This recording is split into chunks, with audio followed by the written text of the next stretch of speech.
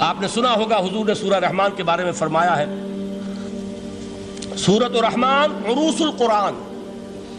یہ سورہ رحمان جو ہے یہ قرآن کی دلہن ہے. جیسے دلہن کو آپ خوشنما لباس پہناتے ہیں، آراستہ پیراستہ اس کو گہنے اور اس کو زیور پہناتے ہیں، تو جس طریقے سے سجاتے ہیں آپ دلہن کو، اللہ تعالیٰ نے ایک سورت قرآن مجید میں یہ ایسی رکھی ہے سورہ رحمان کہ اسے خوب سجایا ہے. اس میں الفاظ کا در و بست، اس کا اپنا ایک ڈیوائن میوزک ہے. وہ تو اللہ تعالیٰ قراء جو ہے خاص طور پر مصر کے قراء، اللہ تعالیٰ ان پر رحمت نازل فرمائے، ان کی خطاؤں سے درگزر کرے. جس طرح قرآن کے انٹرنسک میوزک کو انہوں نے واضح کیا ہے.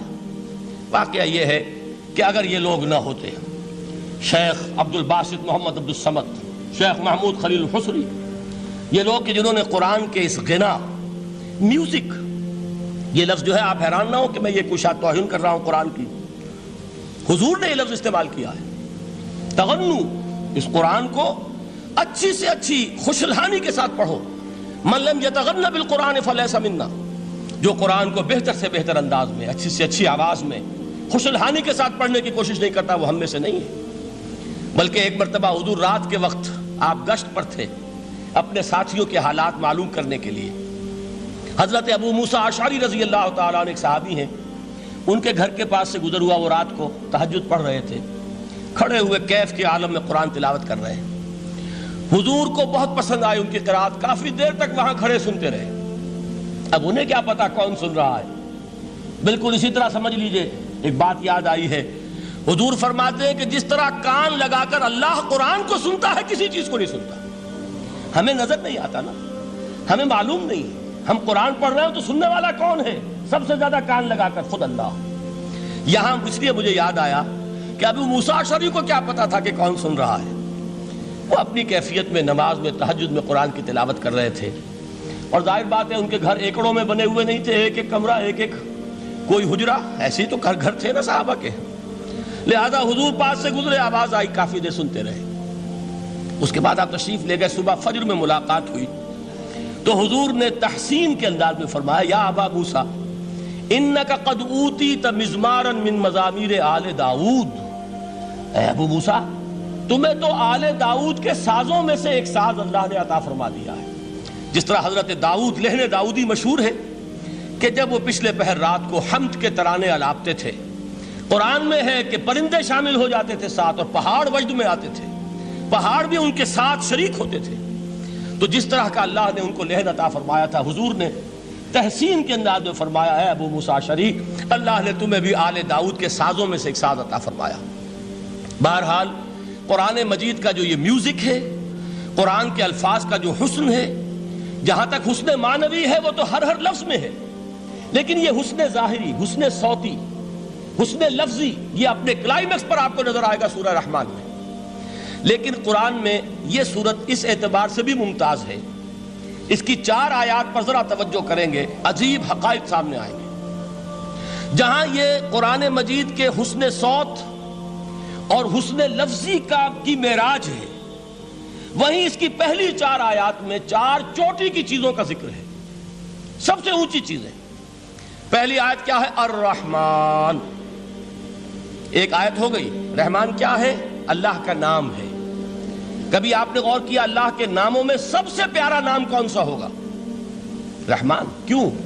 اس کا مادہ کیا ہے؟ رحمت. ہمیں سب سے بڑھ کر جس چیز کی ضرورت ہے وہ کیا ہے؟ رحمت خداوندی. نام اچھی طرح سن لیجئے اس حضور کے قول کو. حضور فرماتے کوئی شخص جنت میں مجرد اپنے عمل کی بنیاد پر داخل نہیں ہو سکے گا جب تک کہ رحمت خداوندی دستگیری نہ کرے. کسی صحابی نے بڑی ہمت اور جرأت کا ثبوت دیا کہ پوچھ لیا، کیا حضور آپ بھی؟ جب آپ نے فرمایا کوئی شخص داخل نہیں ہو سکتا جنت میں محض اپنے عمل کی بنیاد پر جب تک کہ رحمت خداوندی جو ہے وہ دستگیری نہ فرمائے. پوچھا گیا کیا آپ بھی؟ آپ نے فرمایا ہاں میں بھی. آپ انداز کیجئے کہ اگر محمد الرسول اللہ بھی رحمت خداوندی کے ضرورت مند ہوں تو تاب دیگراں چے رسد، ہماری تو سب سے بڑی ضرورت رحمت خداوندی ہے. اب یہ رحمت جو ہے قرآن مجید میں اللہ تعالیٰ کی یہ شان 2 الفاظ کے ذریعے سے آتی ہے، رحیم اور رحمان. اور کوئی مادہ نہیں ہے جس سے 2 نام بنتے ہوں اللہ کے. لیکن یہ مادہ ہے واحد رحمت کا کہ جس سے رحمان بھی ہے رحیم بھی ہے۔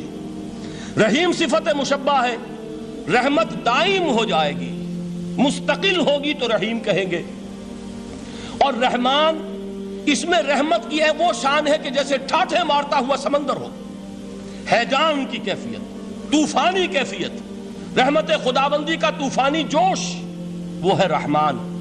آپ تو رہتے اس علاقے میں ہیں، آپ کو معلوم ہے عرب اگر بھوکا مرا جا رہا ہو تو کیا کہے گا؟ انا جوعان۔ پیاسا مرا جا رہا ہو انا عطشان۔ بہت غضبناک ہوگا غضبان، غضبان آصفہ قرآن میں آیا ہے، بہت غضبناک۔ رحمان جس کی رحمت جو ہے جوش میں ہے، ٹھاٹھے مارتے ہوئے سمندر کے مانند۔ تو یہ اللہ تعالیٰ کے ناموں میں سب سے پیارا نام۔ اب آگے چلیے، الرحمن علم القرآن، رحمان نے قرآن سکھایا۔ رحمت خداوندی کا سب سے بڑا مظہر، رحمان کی رحمانیت کا سب سے بڑا مظہر قرآن ہے۔ ان میں جو منطقی ربط ہے اس کو سمجھتے جائیے۔ اچھا آپ یہ سوچئے، جو علم بھی انسان کو حاصل ہوا وہ کس نے دیا؟ اللہ نے۔ سائنس کا علم کس نے دیا؟ اللہ نے۔ علم آدم الاسماء کلہا، وہ علم الاسماء جو حضرت آدم کو دے دیا گیا تھا ازل میں، یہ اسی کا ظہور ہے، یہ اسی کی ایکسفولیشن ہے جو ہو رہی ہے اور ہوتی رہے گی ابھی۔ اور دوسرے علم ہے وہ کس نے دی؟ اللہ نے دی۔ لا یحیطون بشیء من علمہ الا بما شاء، مخلوق میں سے کوئی اللہ کے علم میں سے کسی شے کا احاطہ نہیں کر سکتا مگر وہ جتنا اللہ دینا چاہے۔ لیکن یہ کہ تمام علوم میں چوٹی کا علم قرآن، نوٹ کرتے جائیے، اب چوٹی کی چیزیں جمع کیجئے۔ اللہ کے ناموں میں چوٹی کا نام رحمان، اللہ نے جو کچھ انسان کو سکھایا اس میں چوٹی کا علم قرآن۔ خلق الانسان، انسان کو پیدا فرمایا۔ سوال یہ کہ حیوانات کو کس نے پیدا فرمایا؟ آسمان کس نے پیدا کیے؟ زمین کس نے پیدا کی؟ فرشتے کس نے پیدا کیے؟ کیا مطلب خلق الانسان؟ اس کی تمام مخلوقات میں اس کا کلائمیکس، اس کی تخلیق کی معراج، اس کے تخلیق کا نقطہ عروج انسان ہے۔ یہ ہے کہ جو مسجود ملائک بنا ہے۔ وَلَقَدْ كَرَّمْنَا بَنِي آدَمَ وَحَمَلْنَاهُمْ فِي الْبَرِّ وَالْبَحْرِ وَرَزَقْنَاهُمْ مِنَ الطَّيِّبَاتِ وَفَضَّلْنَاهُمْ عَلَى كَثِيرٍ مِّمَّنْ خَلَقْنَا تَفْضِيلًا۔ تو تخلیق میں سب سے اونچی تخلیق انسان کی، علموں میں سب سے اونچا علم قرآن کا، اللہ کے ناموں میں سب سے اونچا نام رحمان۔